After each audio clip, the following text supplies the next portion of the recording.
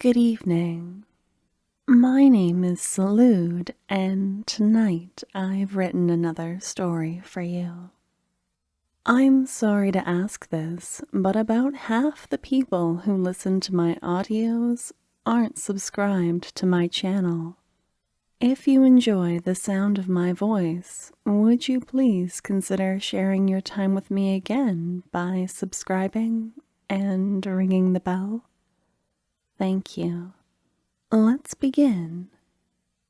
The guards slide open the stone doors and you step forward, blinking in the sunlight of the Empress's private garden. You hear the sounds of trickling fountain water and the chatter of birds. You almost take another step before remembering to take off your shoes. The moss is pleasant under your bare feet, and you walk slowly, careful to avoid the artfully hanging spiderwebs and sleeping moths. You look for the shape of the Empress as you wander, and soon you spy a cream-colored ball gown beyond the lily bushes. She's seated at a stone table, reading a massive book. A glass teapot rests beside her, and the steam curls upwards invitingly. You suck in a breath. The Empress looks so very human in her gardens, like a person and not a symbol. Her crown, dazzling in its intricate beauty, sits beside her on a velvet pillow. She looks amused, and you quickly remember to bow. You lower respectfully at the waist, and she asks you to rise. Her face is warm like the glow of sunrise, lifting your gaze and drawing you in.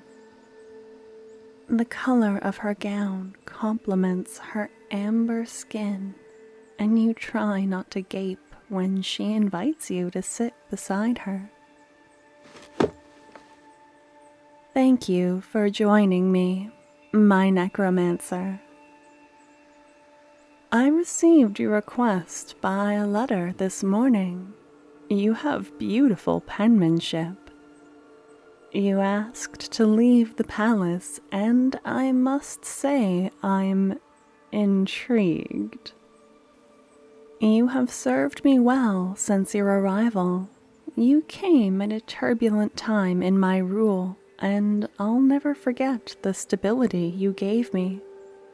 You were my first decision as Empress, the first member of my inner circle that was not here when my mother ruled. When you walked into court, I smiled when I saw you. Here they are, I thought, the first advisor that is truly mine. But here, in the present, my kingdom has so many troubles blooming. One of my ambassadors was poisoned by a minor lord and nearly died on the road. They were found by a cleric, thank the gods. The offending lord is in a cell awaiting trial. And there are more and more reports of vampires. The jeweler who made my crown did not arrive safely back home, though I've heard they foolishly entered the woods outside the palace once the sun had set. And now I must cast my necromancer adrift at their request? I would feel your loss so keenly. I am comforted by the sight of you, the dark shadow at my side when I hold court. You intimidate those who are foolish enough to fear death rather than respect it. You look doubtful. It's true. I learn much about those who petition me at court when they approach the throne by the way they react to the sight of you. When they see your dark robes, their eyes grow wide or somber. It's very telling. So, if you want me to remove such a vital piece from the board, you must offer me something else of value. Here, refill my tea while I elaborate. You are fortunate that I have an idea of what you can do for me while you're away. My scouts have reported a massive avalanche in the mountains near the palace. You have a question? No, no one was hurt. I'm not asking you to raise people who perished in a natural disaster. But one scout mentioned something odd.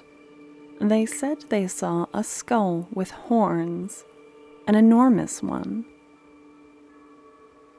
Here, I'll read you the letter.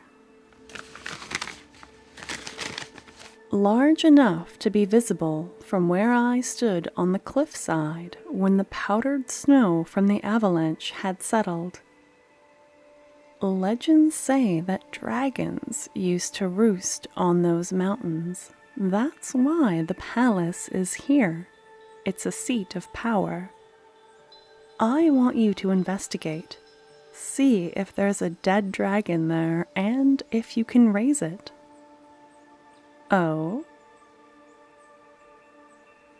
You're leaning forward, Necromancer, and there's a sparkle in your eye. You look so interested. If you can raise it, please do so. Carefully, I imagine. I know very little about your craft. And I have another, smaller, more sentimental request. Please write me letters while you're away. All the mail I open is so tedious, and I will miss you. Tell me about your travels, what color the mountains are, and what you ate for breakfast. Just once, I want to open a letter and find it filled with observations from somewhere else, with personal, thoughtful sentiments just for me. I know you write. The maids gossip about all the different colored inks and the golden pens on your desk. This is my command as the Empress. Write letters to me. Attempt to fill the longing that will take residence in my heart once you are gone. And so the sun begins its descent. You will have dinner with me, right here in the gardens. You may leave on the morrow, but no sooner. I will soak up every last drop of your company. Why don't you tell me another tale from the Necromancer school? I did so enjoy the other you told me when we first met here. And then after that, we will trade our tea for wine.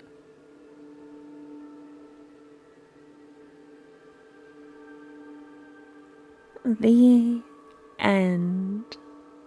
Thank you for listening to my story and for giving me a reason to write it.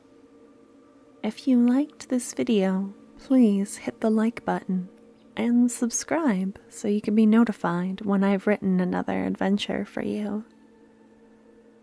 I really do appreciate you sharing your time with me, but if you're hearing me now, I'm sorry you're still awake. Do you think another story would help?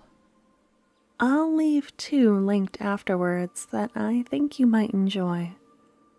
Until next time, please rest well. Good night.